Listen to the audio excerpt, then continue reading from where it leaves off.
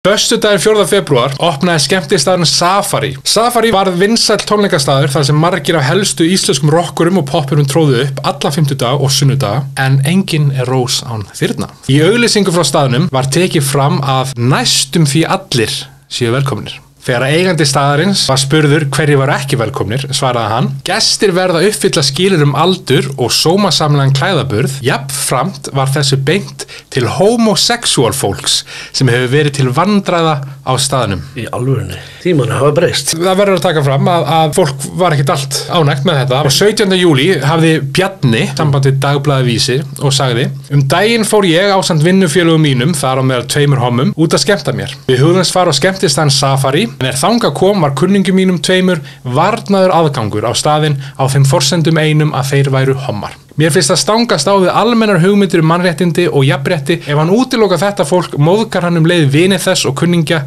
systkini, foreldra og svo framvegis. Heyr. Ég er búin að koma fram hvar nákvæmlega þessi staður var. Skúlagötu.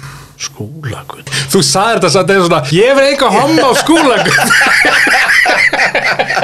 Það segir sig sjálf. Ég var með Bjarnaðar að fór ég að hugsa, er þetta nokkuð á Skúlagötu?